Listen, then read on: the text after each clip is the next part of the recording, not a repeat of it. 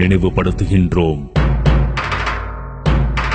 Ozone 20ஆம் நூற்றாண்டில் கண்டுபிடிக்கப்பட்ட படலம். ஆனால் 700 ஆண்டுகளுக்கு முன்பே மதுரை மீனாட்சி அம்மன் கோவிலில் ஓசோன் படலத்தின் படம், அதன் முக்கியத்துவம், அதை நாம் எவ்வாறு பாதுகாக்க வேண்டும் என்று அனைத்தும் அங்கே வைக்கப்பட்டுள்ளது என்றால் அது உலக அதிசயம்தானே.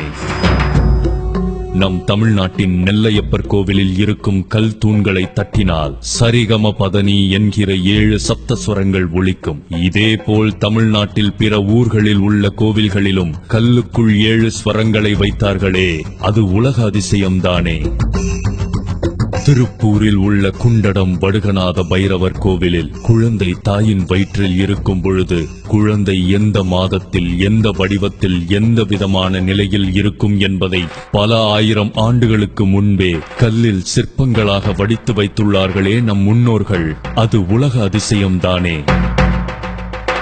வட சென்னையில் உள்ள வியாசர்பாடி ரவீஸ்வரர் சிவன் கோவிலில் 3 வேளையும் சூரிய ஒளி சிவலிங்கத்தின் மீது மாலை போல் வந்து விழும். இந்த கோவிலில் உள்ள சிவலிங்கம் எவ்வளவு ஆண்டுகள் பழமையான லிங்கம் தெரியுமா? 5000 ஆண்டுகள். இது உலக அதிசயம்தானே.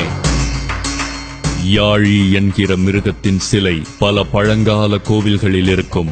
டைனாசர்கள் போல் அதுவும் உலகில் வாழ்ந்து அழிந்த மிருகம் என்று சொல்கிறார்கள். சில பழங்கால கோவில்களில் உள்ள யாழி சிலையில் வாயில் ஒரு உருண்டை இருக்கும்.